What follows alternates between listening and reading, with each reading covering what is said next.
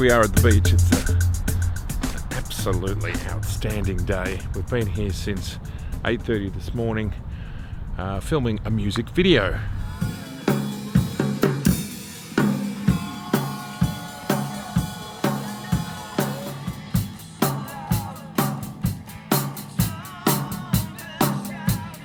In this film, I want to share my real-world experiences with the new Sony 24-105 f4. I've shot on a music video, at night, in the fog, and with my kids. But first, behind the scenes. I have photographed most of my stills for the music video on the D850s, and here is a quick montage of them.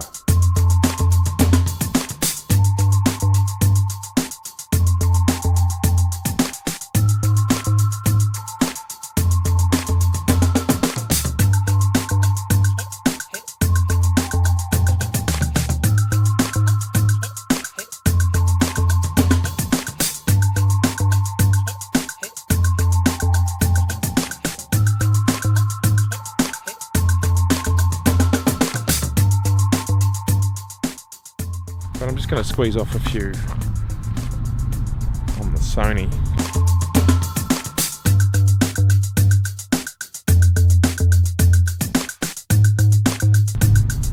Just a ridiculous day.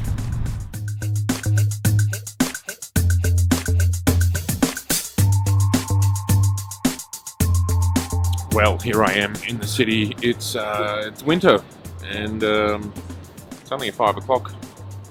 And it's almost dark. The shortest day is only 3 or so weeks away.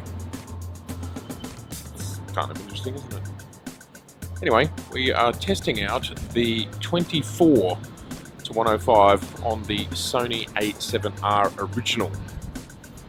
And so far I've been very impressed with what I've seen. Of course, you've just seen me down at the beach. Thought I'd try some cityscapes because, well, they're always my favourite. Let's shoot. With this collection of images, we see the city and we also see a foggy morning. The 24-105 is a great lens. Look, it doesn't give you a super telephoto, but then it's not too large, it's not too heavy. The quality of it is very clear. It's sharp and it works well. And in body stabilization, working so well with the vlogging. Not as good as having a Ronin S, which I hope to have soon, but fantastic. And also for those handheld, low shutter speed moments, which many of these images are, just getting no camera shake even at something like half a second. This is very exciting. If you have an E-mount camera, I really recommend one of these lenses. Of course, we need to be realistic. When we look at the Nikon D850 and the 70-200, we can see that it is resolving things better. But of course, it's a lens twice the cost. So within expectation of something this price, it is so good. I've been photographing with the 24-105 here as twilight has fallen. It started around 5, it's now 5:45. It's winter, it's cold, it's a city, it's cold. You know, I'm really enjoying this lens. How's it feeling stabilized? I'm walking a little bit. So yeah, I'm shooting around 1/8 to 1/25 of a second f4, wide open for this lens, anywhere from 24-105, and focusing manually using focus peaking. And I'm enjoying it all. It's working well, and it's giving me an idea for another film all about the A7R. I mean, how many of them are outdated now? We've got the A7R 1 and 2. We've got the A7 1 and 2.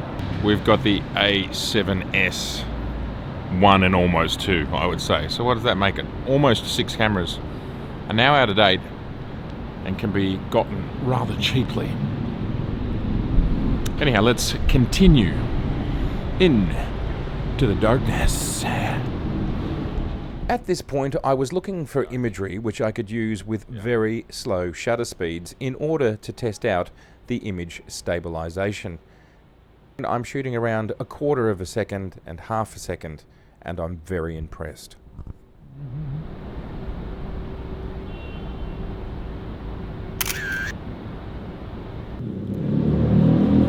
Well, we'll just wait for that noisy motorbike to go past. It's been fun. I've used the 24-105 at the beach,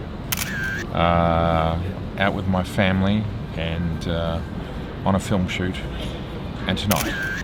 So in a number of different situations, and I have to say, it's a really good lens. Just a quick note about my last film, which was the 24-105 unboxing. I was incorrect calling the 24-105 a G-Master. It had a G on the side of it. I thought that meant G-Master, but GM means G-Master, and G doesn't. In summation, I would say for a lens that wouldn't be considered a fully professional lens because it doesn't stop below f4 and it has a very long range, this is an absolutely fantastic all-rounder lens. And I'm a big fan of all-rounder things, as you'll see by my previous videos, because it allows you to get on with the business of doing what you love, photography and video, at not too much cost. And of course, I would love to hear all of your Sony 24-105 stories and your E-mount stories. Please share them in the comments below. So as always, thanks so much for watching. Please share. It makes us all smarter, and we need a bit of that in the world these days. Please subscribe if you haven't already subscribed, and please like. And I look forward to seeing you in the next one. Oh, it's gold. Bye for now.